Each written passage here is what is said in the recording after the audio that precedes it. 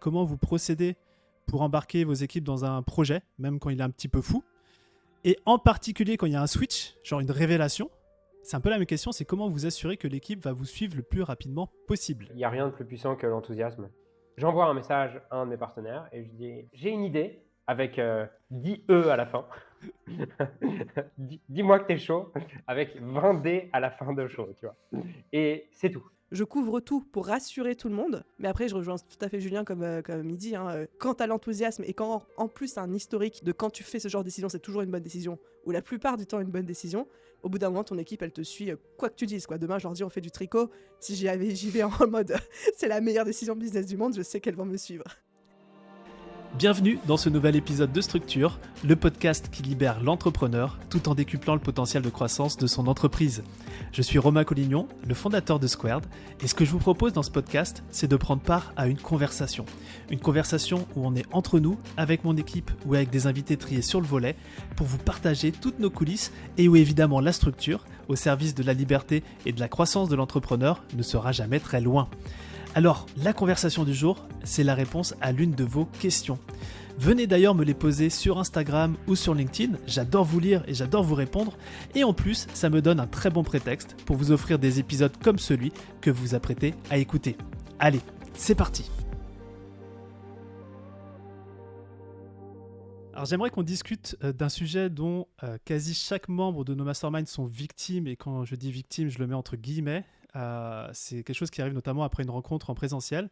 Ils sont victimes de ce qu'on appelle le switch. Alors le switch, c'est quoi? C'est quand on a un entrepreneur qui, notamment lorsqu'il est bien entouré et nourri d'autres cerveaux brillants, va être amené à switcher rapidement dans sa tête. Il va être amené à switcher de croyances, de perspectives, de stratégies, de décisions. Ça l'amène à prendre des décisions qui sont très rapides et qui peuvent sortir de nulle part pour l'équipe quand il rentre à la maison. Pourtant, nous, voilà, on est entrepreneurs, on sait et on est convaincu que stratégiquement, le prochain move, c'est ça. On vient de switcher, on le sent dans les tripes. Mais pour l'équipe, ça va pas à la même vitesse. C'est normal. Ils n'ont pas forcément le même câblage que nous. Ils n'ont pas le même contexte, ils n'ont pas la même perspective, etc. Donc, le truc, c'est que un switch comme ça, à différentes vitesses, si c'est pas bien compris, ça peut amener deux choses. Ça peut amener de la frustration du côté de l'entrepreneur qui a l'impression que l'équipe ne comprend pas, n'avance pas. Et puis aussi, pour l'équipe, elle peut se dire, mais voilà, sur quel pied je danse désormais, quoi. Et hier, c'était ça, aujourd'hui, c'est ça, demain, ça sera autre chose.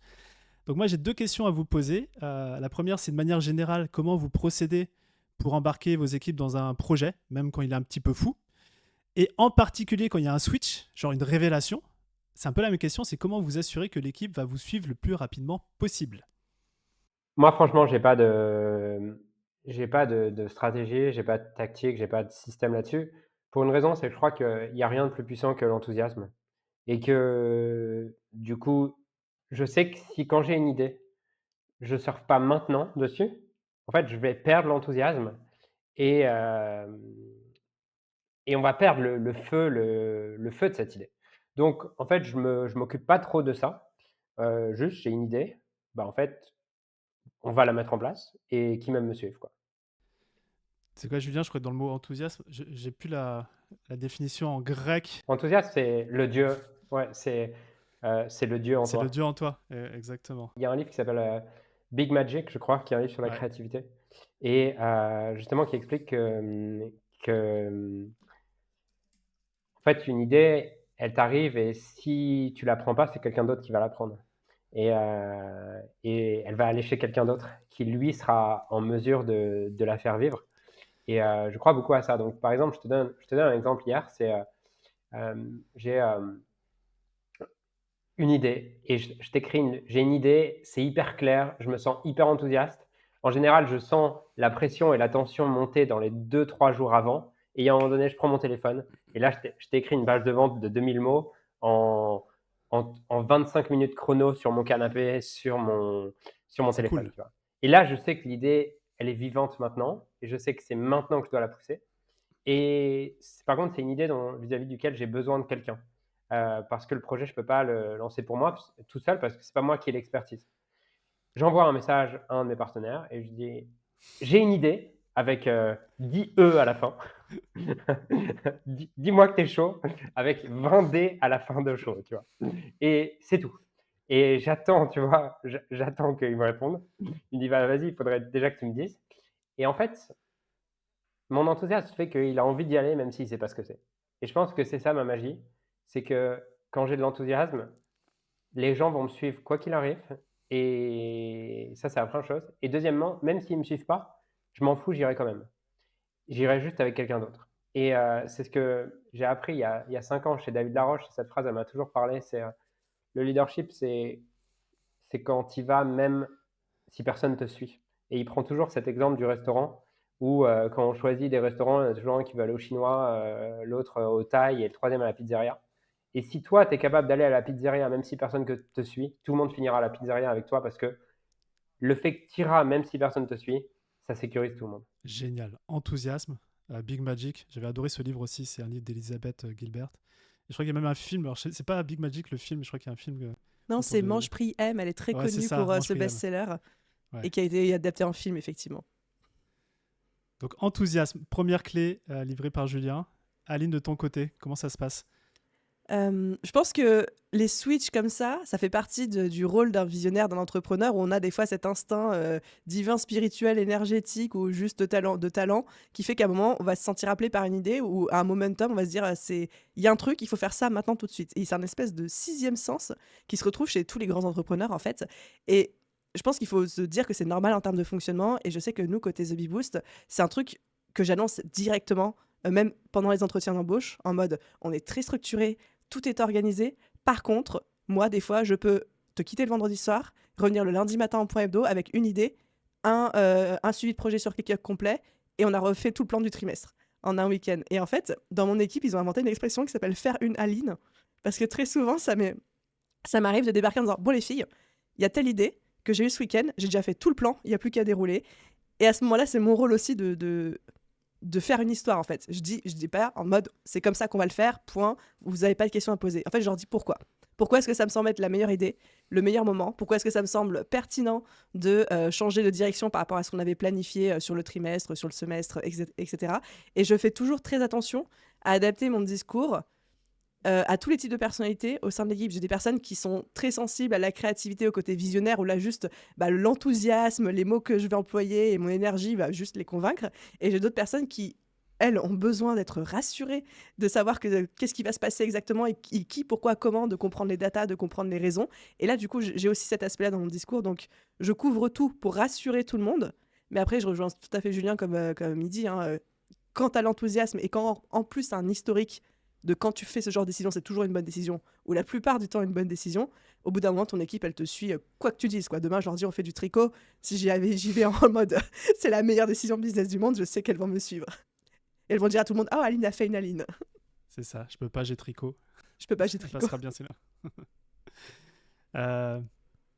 Il y a deux éléments similaires dans vos deux approches, c'est l'enthousiasme et le pourquoi. C'est vrai que du coup, Aline, tu nourris aussi le pourquoi c'est important, pourquoi maintenant, etc.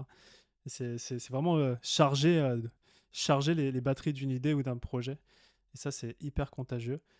Quand je vous écoute, moi, je me rends compte que j'ai une approche beaucoup plus, je dirais pas mesurée, mais plus conservatrice. Et je vois vos sourires. Structuré est le mot que tu cherches. Non, mais c'est vrai que je passe aussi beaucoup de temps à charger émotionnellement des idées. Mais une idée, elle peut apparaître dans 6 mois, 3 ans, 10 ans. C'est vraiment ça. Par contre, ce que j'essaie vraiment de faire, c'est de me dire quand il y a une décision qui est prise et qui doit être prise rapidement, parce que ça arrive, j'essaie de voir est-ce que tout le monde doit être au courant, est-ce que c'est certaines personnes, est-ce que c'est pour tout de suite, est-ce que c'est pour plus tard. Donc je passe vraiment ça sous le filtre et faire attention de diffuser cette information aux bonnes personnes au bon moment.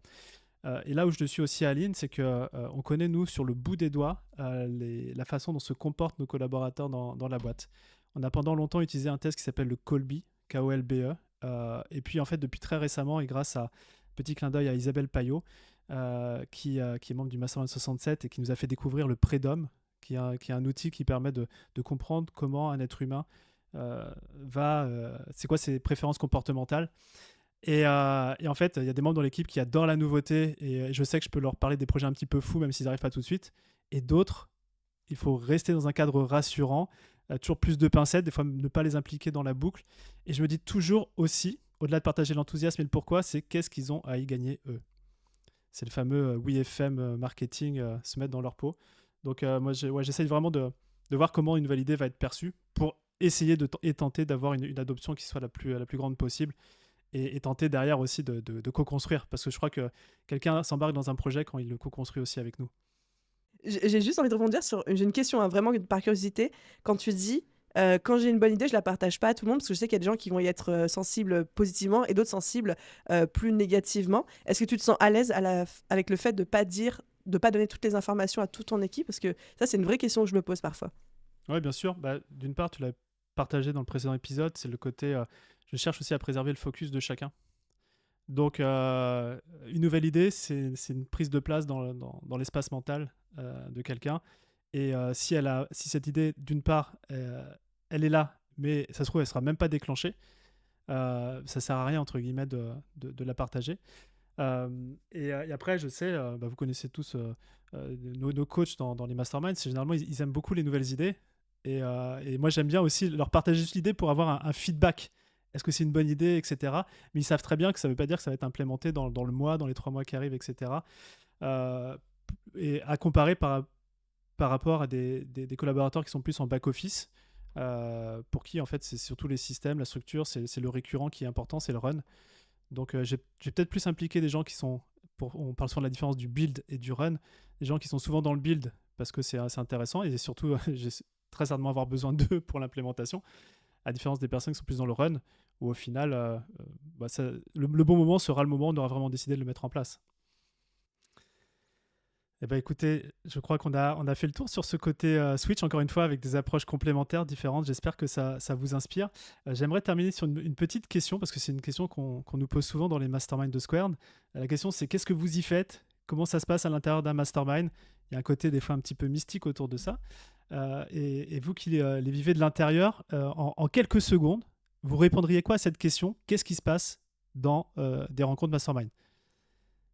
Alors, bien sûr, dans la limite de ce qu'on peut raconter, hein, parce qu'on peut pas tout raconter. Mais si vous pouvez juste nous dire voilà, qu'est-ce qui se passe dans une rencontre. Alors moi, ce que ça m'apporte les masterminds, je peux juste répondre à travers mon fil parce que je pense que chacun va venir aussi chercher, certaines choses et parfois des choses très différentes.